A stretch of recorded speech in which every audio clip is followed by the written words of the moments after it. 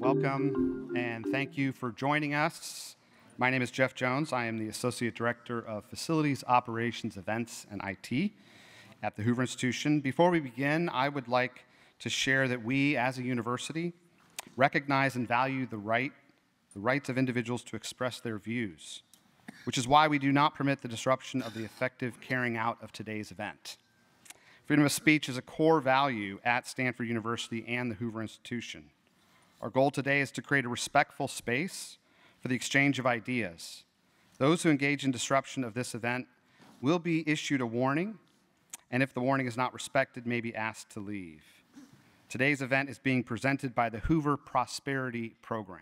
All right, so with that out of the way, Condoleezza Rice is the Tad and Diane Toby Director of the Hoover Institution and the Thomas and Barbara Stevenson Senior Fellow on Public Policy. In addition, she is a founding partner of Rice, Hadley, Gates, and Emmanuel, LLC, an international strategic consulting firm. From January 2005 to January 2009, Rice served as the 66th Secretary of the United States and also served as President George W. Bush's National Security Advisor from January 2001 to January 2005. Please join me in welcoming Director Rice to the podium.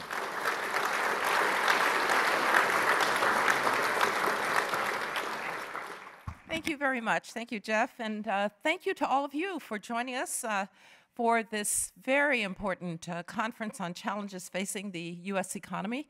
I think there's plenty to talk about, and so thank you for being here. This project, this prosperity lens on how to think about the challenges facing the U.S. economy is extremely important for a couple of reasons. It's important first and foremost because it confirms something about our history, which is our nation's founders had deep insights about the sources of prosperity, not just the outcomes that showed us that there was prosperity, but about the sources of that prosperity. They therefore created from the very start a system based on free, competitive markets, limited government, private property rights, individual choice, and the rule of law. A century of social science research has shown that the market economy has improved living standards, expanded economic opportunities, and increased social mobility more than any other system in history since our nation's founding. As someone who once studied the system that was supposed to be the answer to capitalism, I am, after all, what was once called a Soviet specialist, I can definitely say that these truths about prosperity have been proven throughout history. There's a second important reason about this work, however, that I'm very proud of here at the Hoover Institution, and that is that our founders understood the power of institutions. They understood that institutions were not just epiphenomenal moments in which interests came together, but that these institutions, private property and individual choice and limited government, all put into institutions that are expressed in our Constitution and all that followed, that those institutions have power of their own. It's a kind of normative power. Institutions may be written down, in other words, de jure, they become part of the law, but it's much more important if institutions have normative power, meaning that people really do respect them, people do believe in them. Sometimes as institutions gain power, people don't even express them. They're just a part of how you think about and how you react to the challenges. That institutionalism was a definite part of our founders' heritage. Madison, in particular, spent years and years and years studying institutions, understanding the power of institutions, and then taking those insights into the great documents of our founding. Now, he did a lot of that work at Princeton. If Stanford had been here at the time, maybe he would have done the work at Stanford. But he was, in that sense, an academic who wanted to understand how to use those insights to improve the lives of people. And one thing that I love about the work that Steve and Ross and others are doing here is that it follows in that tradition of understanding how those institutions provide the basis for prosperity. Now, the institutional arrangements that have undergirded and pushed forward this prosperity are under challenge from all sides these days. They're under challenge from left and right. They're under challenge from populism. Populists are not undemocratic. They're actually very often elected, but they are anti-institutional. They believe that it is better to have a relationship between the leader and those that they lead than to have these intermediary elements called institutions that it turns out are very important for passing prosperity from generation to generation to generation. Now, given these headwinds, the country is at an inflection point. Does it stray from the institutions and the policies that are derived from them that have underpinned the growth and the prosperity that we enjoy as a country? And as we explore new solutions to harness the power of markets and to meet today's public policy challenges, can we still rely on and reinvigorate these institutions? Hoover's mission includes promoting economic opportunity and prosperity. Our founder told us that if we were to pursue our aims through limited government, private enterprise, and individual liberty, we would improve the human condition. The decades and centuries of American prosperity have improved the human condition. And so, to drive research and analysis and impact on these critical issues, Hoover has launched the Prosperity Program. Hoover scholars affiliated with the program include economists and political scientists and historians and legal scholars and classicists, and they conduct evidence-based research on the institutions and policies that foster economic prosperity, have done so in the past, and will do so in the future. Today's conference is the first public event of this initiative, in line with the Prosperity Program's goal to share evidence and research insights with policymakers and with citizens so that they can make informed choices regarding the best path forward for our country. Leading this great initiative, I'm about to introduce Steve. Steve, would you come and join me? Right. Steve is the Peter and Helen Bing Senior Fellow at the Hoover Institution and the A.A. and Jean Welch Milligan Professor in the School of Humanities and Sciences at Stanford. He is the founding director of the Hoover Prosperity Program and co-directs Hoover's initiatives on corporate governance, financial regulation, immigration, and long-range prosperity. Steve has spent his career investigating why the world distribution of income is so uneven, and his most recent books include Fragile by Design, examining how governments and industry incumbents craft banking regulations in ways that stifle competition and increase systemic risk. More importantly, Steve Haber and I came to Stanford at almost the same time. And so he, like me, has been here more than 40 years, but they hired him at 11 as well. So, Steve, over to you. Thank you, Connie.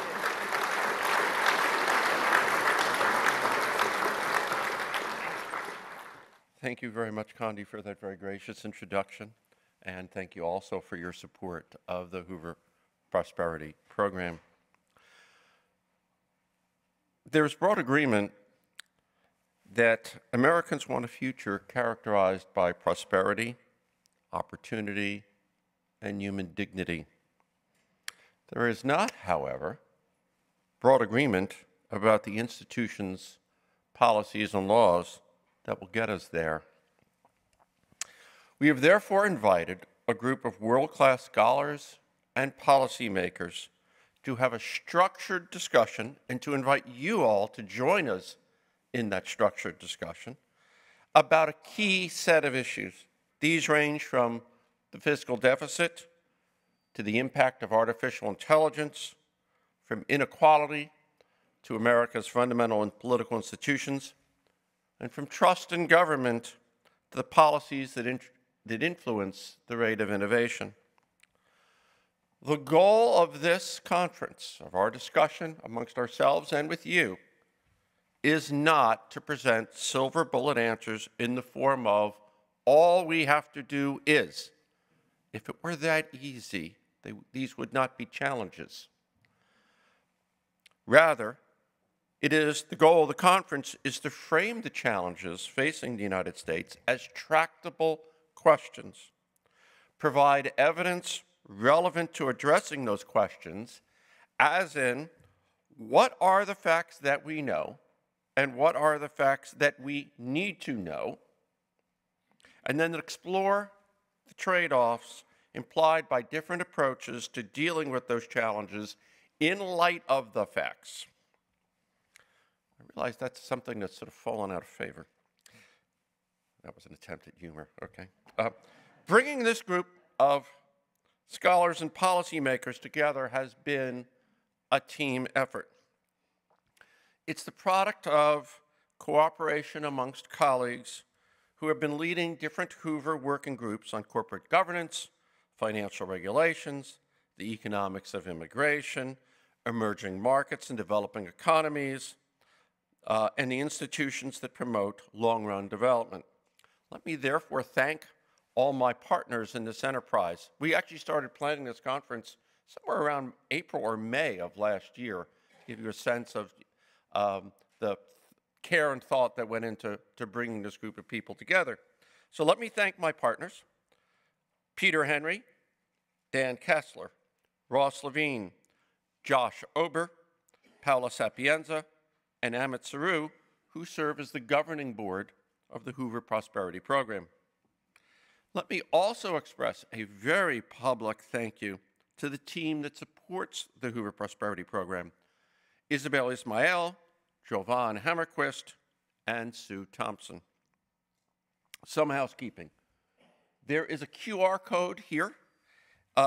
If you click your camera on that QR code, the agenda for today will pop up. I'd now like to invite the panelists for the first panel on Is Inequality Growing in America to the stage. So this session is chaired by my friend and colleague, Ross Levine.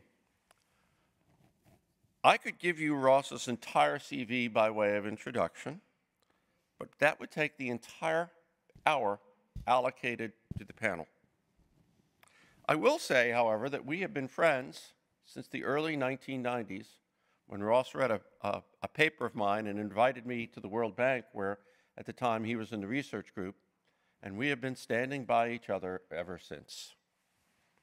I will also say that Ross is one of the world's most highly cited economists, and I am thrilled that a year ago we were able to lure him away from UC Berkeley to join us at Hoover as the Booth Durbus family Edward Lazier Senior Fellow of the Hoover Institution and co-director of Hoover's Working Group on Financial Regulation.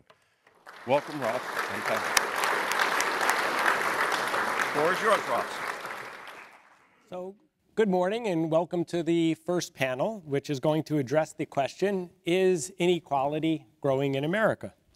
Now, one thing is clear about economic inequality, and that is it is the subject of intense debate in the middle of politics, in the middle of economic policy. It's related to issues associated with welfare, with issues of fairness, and with issues of economic opportunity. But there are many things about economic inequality that are unclear, and that's why we're here this morning. And some of those have to do with very basic questions. Why do we care? Why do people care about the distribution of income and wealth and consumption beyond their own wealth in income and consumption? What is it about relative differences that matter? What do different measures of economic inequality tell us? Do they tell us the same story? Are they different? Why are they different? Do they link up to the reason why we're examining economic inequality in the first place? What factors, such as technological change, perhaps it's trade, perhaps it's immigration, perhaps there are other factors that are altering trends in economic inequality over time? And very, very importantly, are there policies that might address legitimate concerns about economic inequality, and what would the ramifications of those policies be beyond inequality? So fortunately for you all, I am not going to provide the answers, but I am going to have two prominent leaders in this field address those questions. We were supposed to have Eric Hurst, a third expert, and he came and told us this morning that he was just too sick to be here. But fortunately, we're going to have on my far right, Emmanuel Saez. He is the professor of economics and director of the Stone Center on Wealth and Income Inequality at the University of California, Berkeley. His research focuses on inequality and tax policy. Professor Saez has won several major prizes, including the John Bates Clark Award and a MacArthur Genius Fellowship. We also have Bruce Mayer, is the McCormick Foundation Professor at the University of Chicago, Harris School of Public Policy. His research focuses on poverty, inequality, tax policy, and government safety nets. Professor Mayer has served on federal task forces, advised several agencies in the government, and testified to Congress on his research. The way we'll organize this is each panelist will have about 7 minutes to introduce their topic, address the questions and issues that they want, and then we'll have 20 minutes of conversation among us, and then we'll open it up to the floor.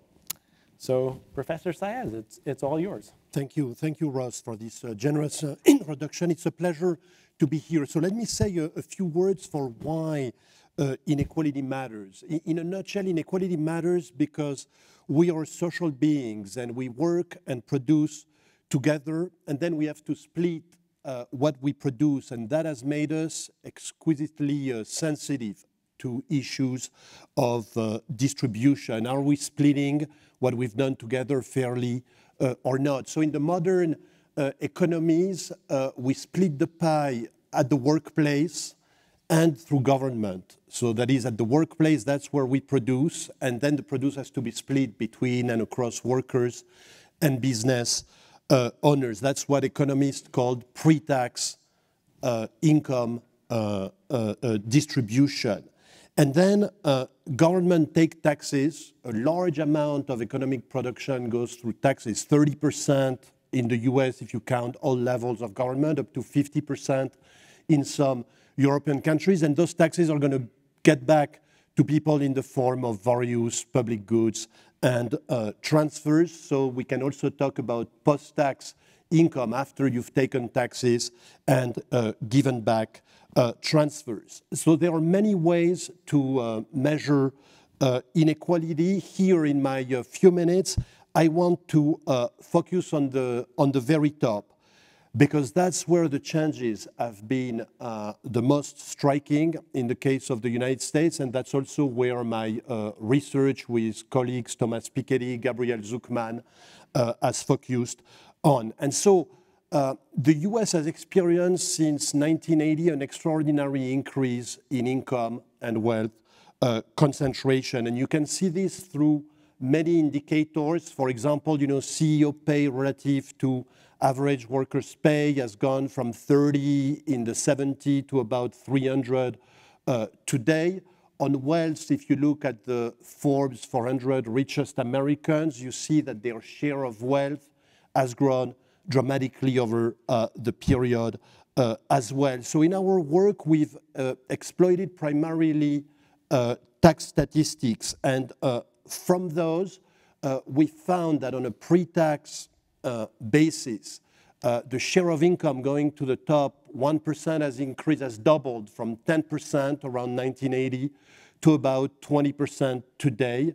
And then the further up you go into the distribution, the more dramatic the increase. So why is that relevant? Well, the first thing that related, to sharing the pie, if the top 1% takes more, it means that there's going to be less for the rest. And if you look through the distribution on a pre-tax basis, it's really the bottom 50% that is a large group, half of the population that has taken the biggest losses in their share of income. As a result, the income growth at the bottom 50% has been low relative to the average growth that the US has experienced. And so as Bruce Meyer will explain, thanks to post-tax, that is taxes and transfers given back to the bottom, on a post-tax basis, it's not as bad, but this raises a very serious issue of sustainability.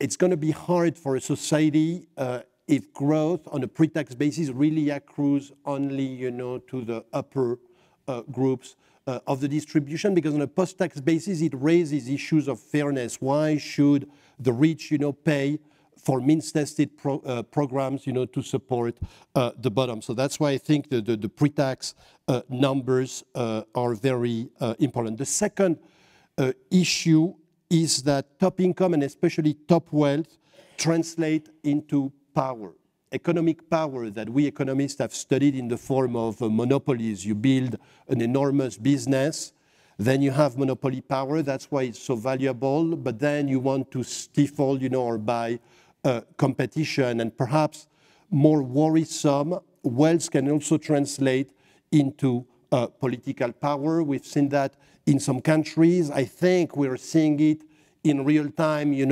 today with Elon Musk, richest man in the world, who's deployed his wealth, to control social media and then use it, to influence political outcome. So from a country, an international perspective, we've studied many countries, and inequality has grown over the last 40, 50 years in most countries we've studied, but the US is extreme among richer countries. Continental European countries, Japan, have not experienced nearly as much of an increase in inequality, which means that we can't blame it all on globalization and technological progress. What societies do to regulate inequality matters. And indeed, if you take a broader historical perspective, I want to remind everybody that the US was a pioneer in breaking top income and wealth concentration. In the late 19th century, early 20th century, it started with antitrust to break the big monopolies. And then the invention of progressive taxation on income, inheritances, and high corporate taxes to make sure it was harder for the very rich, to sustain their fortunes for a very long time. So we learn a lot from the historical perspective. My summary is that in the end, societies, choose the level of inequality they want. There are forces, market forces, and so on, but because we're a social species, in the end, we can get organized the way we want, and I look forward to debating that with all of you. Thank you. Thank you. Please, Bruce. Thank you, Russ. So I'm going to talk about poverty. Society is best measured by the well-being of the worst off. That was emphasized by Emmanuel, particularly in his early work that I greatly admire. It was the extreme view in some respects of the philosopher John Rawls, and it's a common idea. Whether a billionaire has a few billion more or less is of less importance. Poverty, whether measured with income, consumption, or other indicators like housing quality or health insurance access has improved in recent decades. That's true whether you look at absolute measures of poverty or relative measures of poverty that compare people to, say, median income. And those measures are explicitly measures of inequality. It's true that the official poverty measure has only declined a little bit in recent decades, but nearly all researchers and government statisticians don't believe that measure. The main reason they don't is that the official poverty measure doesn't include in income the main things that we do to reduce inequality. It doesn't include tax credits like the EITC and CTC. It doesn't include in-kind transfers like housing benefits and SNAP. When one accounts for those parts of income, the Census Bureau finds that poverty has fallen quite a bit. Unfortunately, accounting for taxes and in-kind transfers still doesn't solve the problem, doesn't give you the right answer. Standard income measures sharply understate the well-being of those at the bottom because the public increasingly doesn't respond to surveys and increasingly doesn't report their incomes accurately. If you look at what's reported in surveys, about half of pension income, half of unemployment insurance, half of SNAP, half of quite a few benefits aren't reported. And if a person leaves out their main source of income, they may very well look poor even though they aren't. So what I've done over the past 15 years is work with the Census Bureau in a number of projects linking survey tax and program data. We've combined the major Census Bureau surveys with detailed tax records and program records from a dozen government benefit programs, including housing benefits, SNAP, Social Security retirement, and disability. We find that the linked data point to much greater falls in poverty over time. We focus on absolute poverty, but the declines are largest at the very bottom for those below half the poverty line or even lower, and not nearly as big for people, say, at twice the poverty line. So that relative poverty falls quite sharply. We estimate that over the 21 years where we can look at linked data, that relative poverty fell in half. Returning to absolute poverty rates, we find that they're a small fraction of what they were 50 or 30 years ago. And this pattern has been confirmed by other academic researchers, government statisticians, and most recently by the Congressional Budget Office in the last few weeks. Even these measures understate the progress that we've made.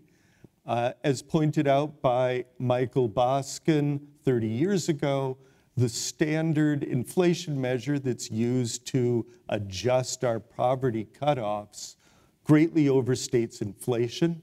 Other people have pointed this out in recent years as well.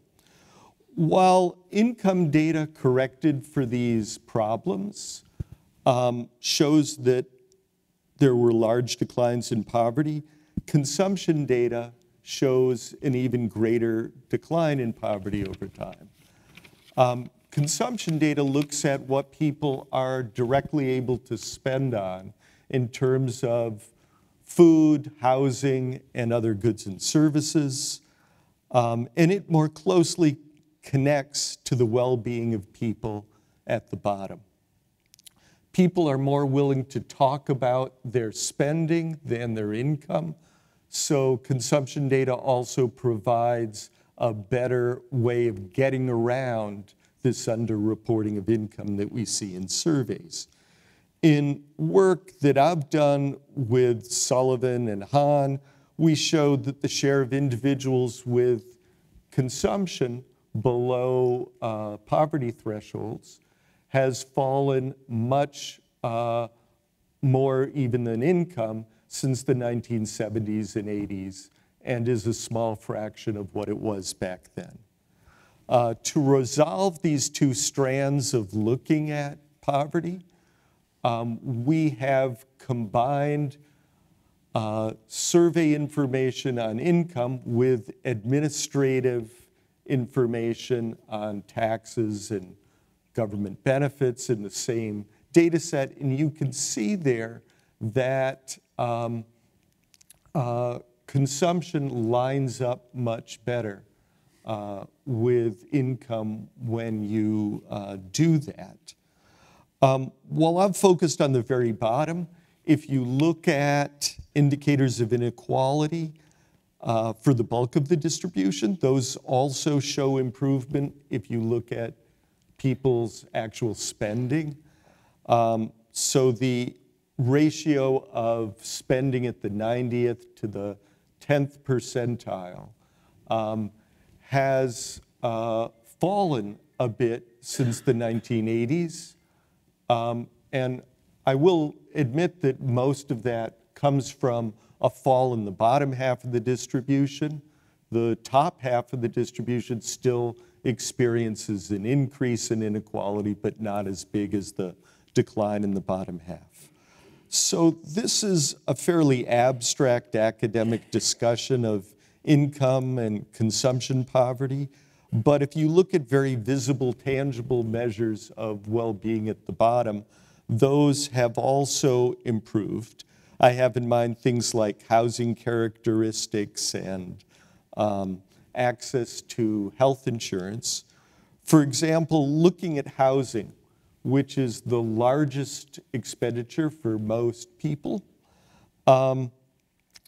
looking at the American Housing Survey and comparing what those around the poverty line have had in the way of housing over time to those at the middle, what you see if you look at things like number of rooms adjusted for size of the family, absence of housing problems like leaks or plumbing problems, or if you look at whether they have air conditioning, those around the poverty line today look like the middle of just a few decades ago. And then lastly, there have been other indicators that are very important that have greatly improved: healthcare access and quality. The lack of insurance in the US has declined sharply over time, especially for those with low incomes. So there are a lot of reasons to not believe all the doom and gloom that you may hear. I'd argue the system is working quite well. And part of the reason for that is that, as we find, there are fewer holes in the safety net than publicly advertised because of the problems with the data that I mentioned earlier. And a lot of the programs that we use to help those at the bottom have been successful and have grown over time, and they're a big part of the story. Thank you, Bruce. Let me ask Emmanuel a question, but first, let me sort of summarize what I've learned from the presentations and from reading your work, and you tell me if my summary on the big trends is okay, and it's perfectly reasonable for you to tell me where I got things wrong. So if we look, there's a couple ways to think about inequality. One has to do focusing on poverty, good reasons to believe that poverty levels have declined. Another way to focus on inequality would be to just look at your paycheck. Okay, and if I understand correctly, good reasons to believe that such a measure of inequality has increased and basically been rising at a fairly steady rate since the early 1970s. However, rather than just looking at the paycheck, it may be useful to look at what happens after taxes and what happens after government transfers. And if I understand correctly there, Emmanuel, your work suggests that at the top, that there's been growing inequality. The top 1%, top 10th of a percent, top 100th% have increased. And you're engaged in a very active debate with some people at the US Treasury about that because of all of the complications associated with making those adjustments. And that if we instead say, okay, let's not look at taxes, let's try to look at what people are consuming, there's much less evidence that income inequality is increasing. So that's my reading of the situation. So now I'll come back to actually, just want to make sure that I'm okay with that. And I'll come back to a question. And so, and that is, Emmanuel, in talking about the situation, in talking about why we care about inequality, I would say that you focused on a few issues. One has to do with we care about inequality because we're humans and we care about inequality. You focus on the top because there's been big changes there. And also there's a notion of fairness and issues of economic power. But if I want to focus, if I want to use your measures but focus on the bottom, because what I care about in sort of a Rawlsian view is like what's happening to those at the lower end of the income distribution, Rawls also pointed out that inequality might be good if it spurs people to work harder, if it spurs innovation, and if you're just focusing, even if you're just focusing at those at the bottom, this might be beneficial to them. And so I just wanted to get your thoughts about that. Why is, I take it that you disagree, and I want to understand why. I mean, I think you summarized it well in the sense that on a pre-tax basis, the paychecks at the bottom have not grown nearly as much as overall economic growth. Once you start adding the transfers, in particular the healthcare expansions, of Obamacare, the EIT, the credits, for low-income families with children, you alleviate, the issue as Bruce has explained. And fighting poverty, reducing poverty is very important, but if you take, an absolute measure of poverty, you're always eventually going to win. Mm-hmm. Because with economic growth, some of it is going to trickle to the bottom. That's what the World Bank does, with $2 a day threshold. And now virtually all countries, except a number of them in Africa, have won that battle. But that, even if we win, that battle of poverty, inequality remains as a problem because the views will always be, relative. How do we share the pie that exists? So I'm all in favor of thinking through, what are the best institutions that are going to promote equitable growth. And it's true in any economic system you're going to have inequality. So that's why it's a good question you ask. Is letting the rich develop big businesses perhaps good for the rest of society? But it's not necessarily the case, and I can see many examples where when the big businesses become monopolized, it's typically not good for the rest of the system. In terms of economic policies, I think some of them are extremely useful, to promote equitable growth. Perhaps the most important one, historically, is the development of mass publicly funded education so that everybody has access to education. So we really have to go, topic by topic. I can't give you, a general. But in that, just to follow up, don't worry. You can jump in, but so the question I have here, I guess, is part of that seemed to be a focus on you want contestable markets. So if that's the issue, that's the issue. You want competition in contestable markets, and that is going to lead to expansion of the pie. So I guess as someone whose research is focused on growth, I'm very concerned with the expansion of the pie. And in your opening, you're sort of interested in the slices of the pie. And I'm sure my guess is that there's some sort of a balance there. And so why then the focus on inequality if the underlying issue is the contestability, or is it a way of signaling that there's an issue? You know, I mean, maybe it's simplistic to say it, but no matter how much we grow the pie, the issue of inequality will remain with us. And, you know, the view at Hoover is that free markets, you know, as Director Condi Rice put it so beautifully, you know, just in a few sentences, free markets, property rights, etc., limited government, she said. That's the belief at Hoover, that's the key, you know, to unleash growing the pie. I would want to point out that historically, the period of biggest growth, you know, in the richest country, you know, the post-World War II decade, were accompanied with an extraordinary increase, actually, in the size of government, you know, paying for programs like precisely, you know, developed education. So this is, you know, I think this is a fair debate for us to have, and each society will have to discuss those things. Very good. Maybe we'll come back to growth in a little bit, but Bruce, I wanted to bother you with a question as well. So in terms of, so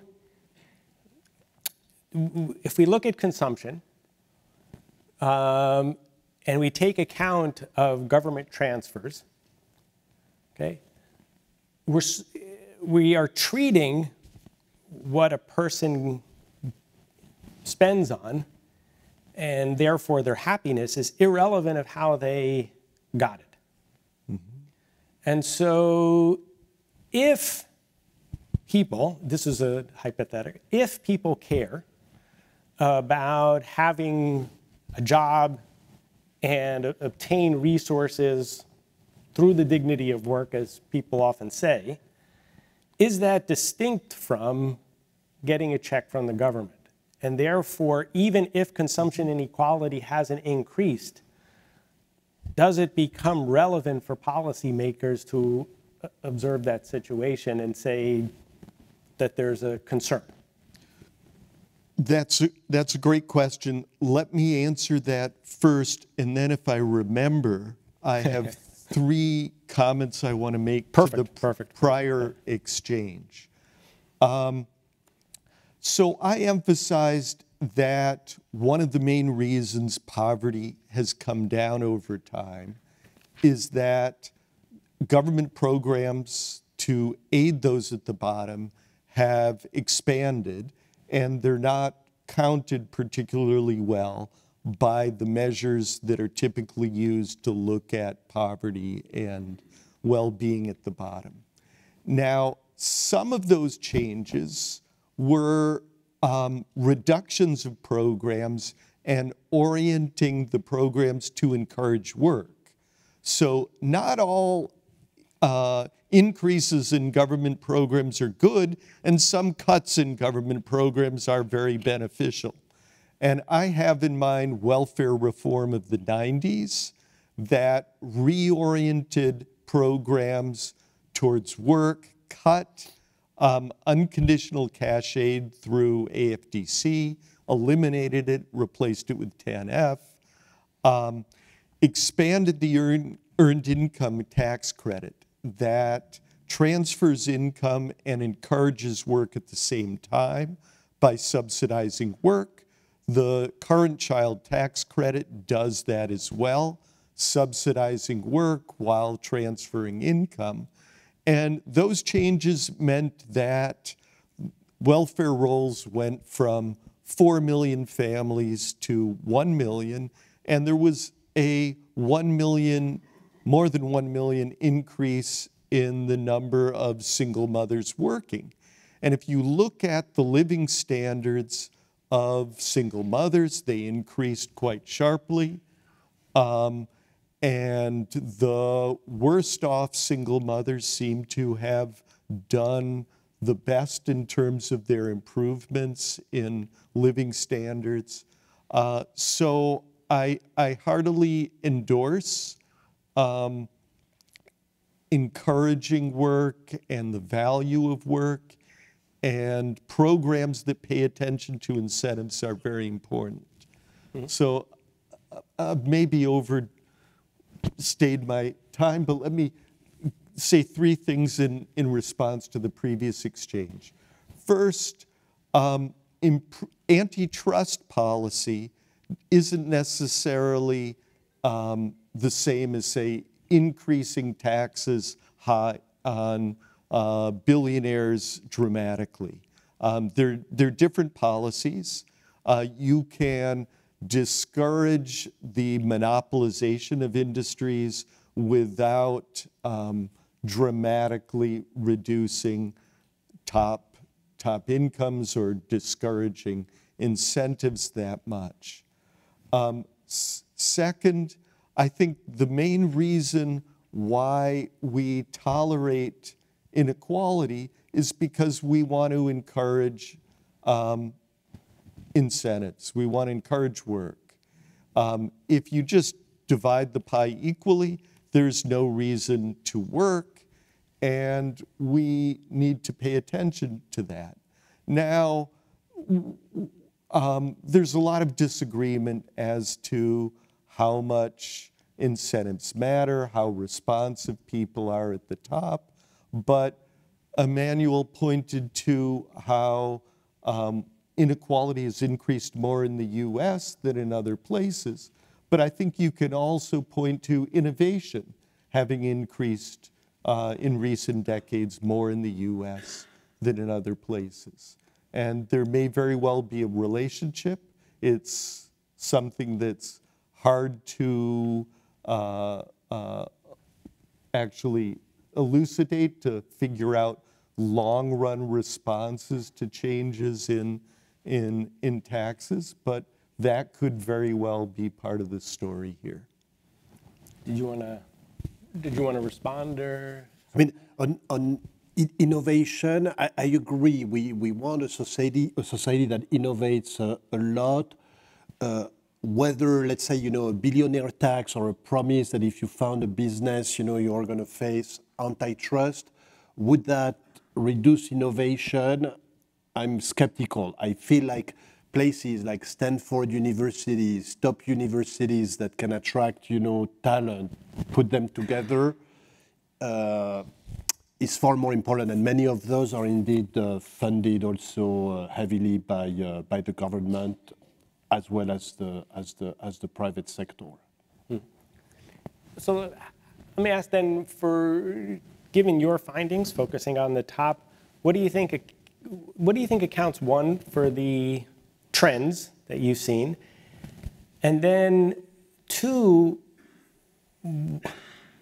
why haven't those trends been identified at lower parts of the income distribution?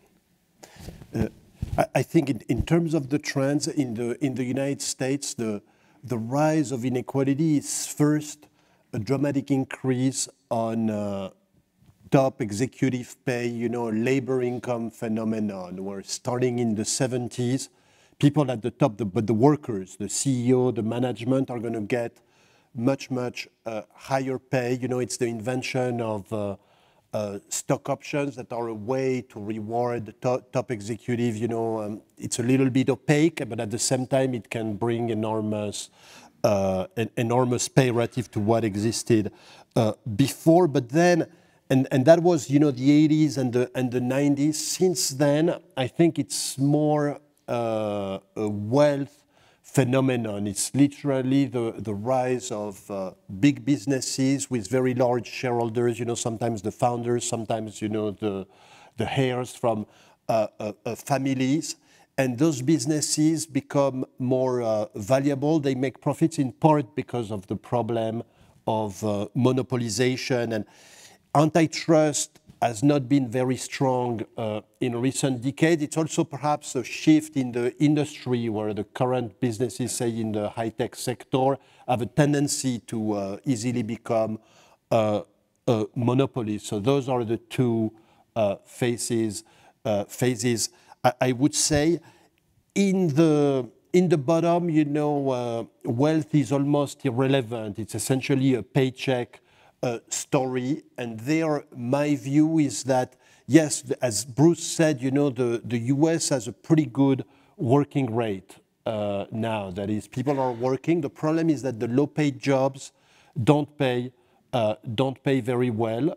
And there, the policy that's perhaps the most relevant is probably the minimum wage. That is often controversial because economists tend to think it's a terrible thing, a minimum wage, you interfere with the market. Nevertheless, in the US case that has done a lot of local minimum wage experiences, it's particularly high in California, for example. It's hard to find, you know, the disemployment effects that economists fear, and as a result, the minimum wage is effectively a pretty good way to support pay at the bottom. And the US had a very strong minimum wage up to the 60s, but it really stopped increasing at the federal level starting in the 80s. Maybe Bruce can jump in. My understanding is that the minimum wage hits very few people. And the federal minimum wage, if you're not talking about teenagers, that was my understanding. Yes, correct. The federal minimum wage essentially no longer exists because it's $7 per hour. Nobody gets paid that. But some cities, some states, you know, Berkeley has a minimum wage of $19. California, I think it's 15 or 16 now. So in some places, the local minimum wage does have a bite, and there are many studies that have looked at that and tried to see what it does, you know, to the labor market. You want to? So I guess also I was interested. Well, if you want to talk about the minimum wage, that's fine. But I was really more interested in sort of broad issues of what's going on with income distribution. What are the factors that are influencing it? Why is consumption different? I'll bring another question in for you, which is, it was my understanding that even if we're just looking at the paycheck, we don't have to do anything with taxes, that the issues of income of inequality were not just the top and the bottom, that even within occupation, there was a broadening of the distribution of income. Or since we're at a university, it's not just that the economists are making increasingly more than the English professors. Mm-hmm. It's that among the English professors, the distribution has grown, and among the economists, the distribution has grown. And so the notion of the distribution of income seems to me very, very complex, and not in that there may be just a rewards to talent and more rewards to talent and ability, which then makes me confused about how to interpret what's going on at this level and what's going on at a big level. So I know that's fairly incoherent, but it's your job to make it coherent.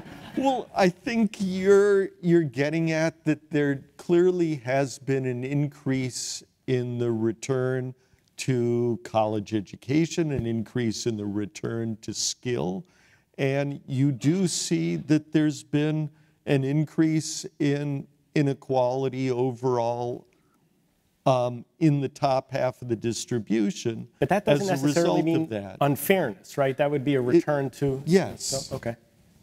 It's not necessarily an unfairness. It means that incentives are stronger to go get a college education, to work hard, to do well in school.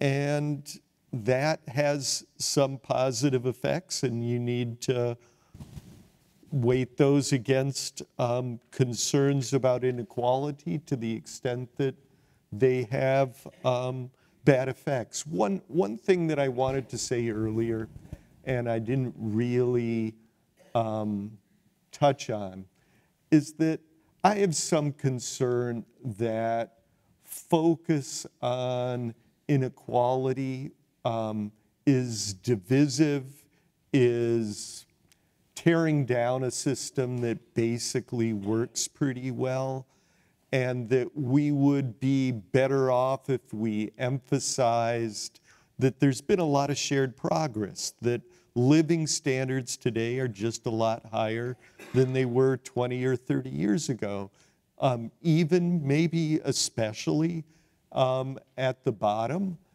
And that's something that everybody can buy into.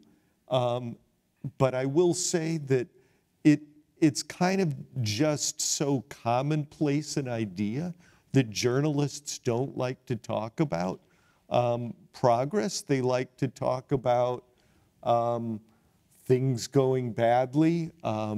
You hear, or at least I hear, that if you're just saying that we're making steady progress, you're considered a Pollyanna, naive.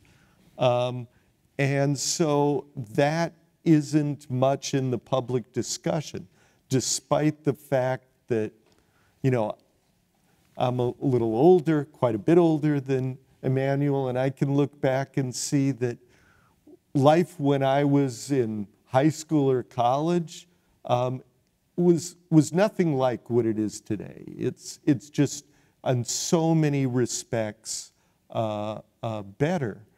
And I think that's worth emphasizing, and I don't think it gets enough play in public discussions.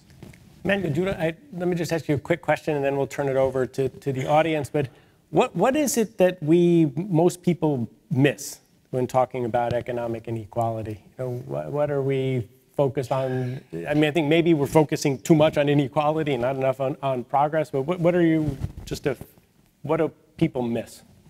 Well, just I can think of lots of things that are just completely different today than when I was younger. When I was a kid, fruits and vegetables meant mealy, delicious apples and iceberg lettuce. Now, supermarkets just have this plethora of foods, and even if you're low income, you can maybe you have to take a bus to one of these places that have foods that you just couldn't get 40 years ago. And when I was a kid, it was a birthday treat to go out to McDonald's. And McDonald's then was, nothing like McDonald's today. Was low quality, didn't have many choices. I went through housing statistics, that the housing people live in, well, more than 60% of those in the bottom 20% have central air conditioning. We had one window unit in the house I grew up in. So it's just, there's been this huge improvement that I think gets missed when we focus on inequality. And I think we would be better off, there would be more common purpose, more belief in things working, because I kind of think that they're basically working, if people focused on living standards rather than inequality. Should I turn it to the audience, or do you want to say something quick? Let's turn it to the audience. Let's end on a happy, the Pollyanna, very good. You were saying, version. So, okay, I better get this right, or else I'm going to be in big trouble. So we're going to ask for questions from the audience, and there are 2 microphones that you can line up at. We'll take 3 questions at a time, and This means that the panelists can avoid the ones they want to, and then you know, ask a question. And by the way, if you've been in a lot of academic seminars, there's typically long speeches with no question. So please do ask a question. And that's it. Please. Hi. Thank you guys for coming. I had a question, probably primarily for Bruce. I think one of the issues that often doesn't get captured in a lot of these metrics around poverty is the administrative and psychological costs of doing a lot of these programs, and some of the things like, for example, you talk about taking the bus to go to foods you can't get to from 40 years ago. I mean, there's real cost in that. There's the real cost in having insurance claims denied and having to keep doing those over and over again. How do you think about those costs as you look at if the actual inequality and the kind of full costs of life are actually lower? On the point of income inequality within professions, I think there's a factor we need to examine the role of, and that is that with certain technologies, it's expanded the audience size such that if people take a class online, one person can teach hundreds of thousands of people, compared to earlier when you're talking someone teaching, say, 30 students in a classroom and, say, 4 courses a semester. So there's more opportunity for someone to emerge as truly great and demand the income associated therewith. Question, or? That's the question. What is the role of this expansion of opportunity from technology leading to what we perceive as an inequality? Okay. Please. I've just seen conflicting opinions about whether or not inequality has declined, in particular in the past 4 years post-COVID. And so I was just wondering for your guys' opinions on what has actually happened since COVID and in the past 10 years. Thank you.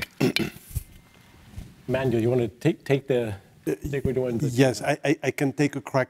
On the scale, certainly, you know, that I would go broader than you and say that's globalization gives opportunities for businesses, you know, to deploy their new products worldwide in a way they weren't or couldn't before, and that certainly concentrates monopoly power and wealth, you know, for the owners. About COVID, let me say a couple things. What's really striking about COVID is how enormously the transfers increased during just 2 years, you know, 21, 22, on a post-tax basis. I'm sure, you know, Bruce will do or has done the computation.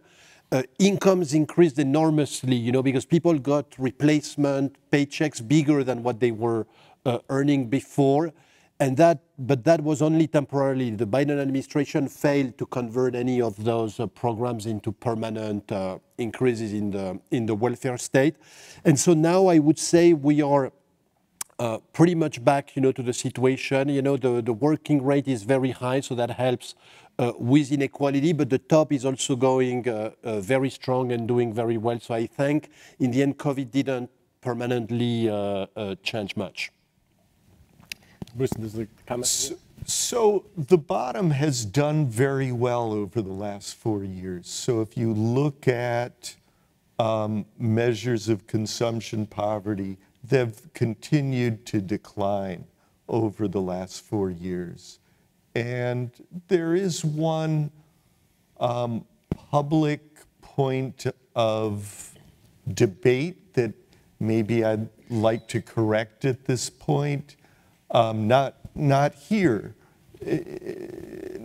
Nobody has said anything that I'm complaining about, but a lot of pundits and politicians have argued that one of the programs that was expanded by Biden, the expanded child tax credit, cut child poverty in half, and then when it expired, it doubled again. You just don't see those patterns at all when you look at consumption poverty, living standards. They just kind of smoothly get better over time. And when you stare carefully at the income data, you realize that people were characterizing what was mostly due to the 800 billion we spent on economic impact payments and the almost 1 trillion we spent on unemployment insurance. That's really what drove the changes in income-based poverty that you can see, but ones that weren't nearly as dramatic as some pundits and politicians have been exclaiming. Thanks. Please. Sort of a two-part question for Professor Saez, who made some broad generalizations about inequality growth on a pre-tax basis, as we've talked about, that sort of conflates both wages with wealth effects, labor, compensation for labor versus wealth effects, and sort of ask you to separate into two periods. I think there's a lot of evidence that from the Reagan tax cuts in 1982 until the Great Recession in 2007, that there was growth in income for all 5 quintiles of the population. So the pie was, in fact, growing, and growth in after-tax income in particular for all 5 quintiles. Where inequality really started to grow more materially was after the Great Recession and the period of easy money, with both fiscal and monetary policy sort of flooding the system and encouraging people to invest. And we've had phenomenal returns in the capital markets really ever since the sort of risk-on period of 2009. And so if you look at it from that perspective, one would say that one of the causes of growth and inequality is, who owns stocks, who owns assets, and who doesn't.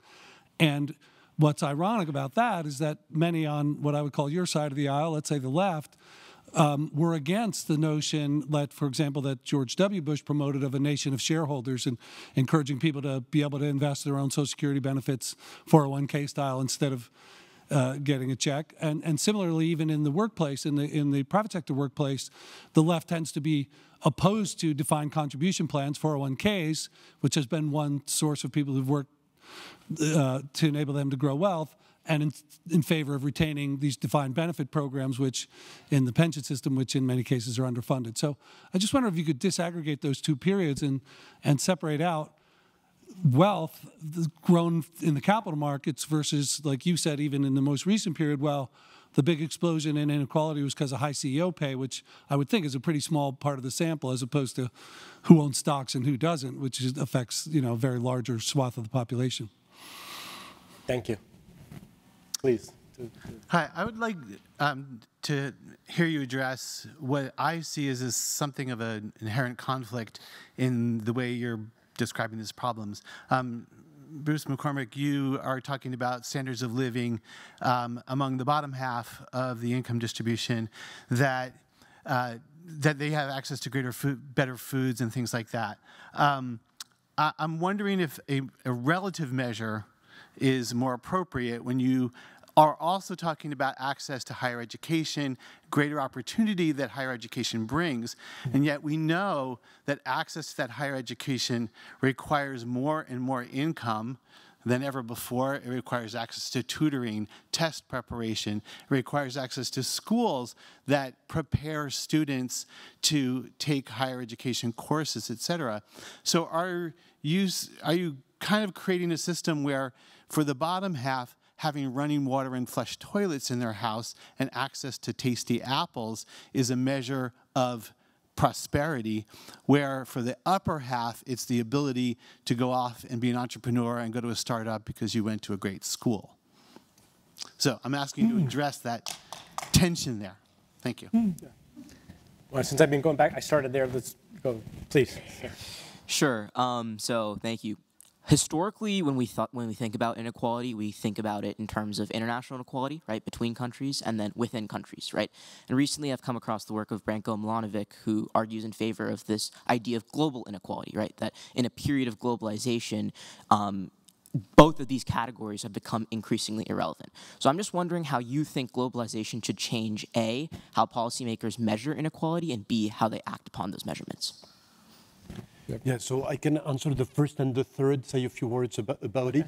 I agree with the person who said, yes, the later period is where we saw a big increase in wealth inequality, driven in part by the increase in the value of stocks. You know, companies are more valuable, they make more profits, perhaps because they have more monopoly power.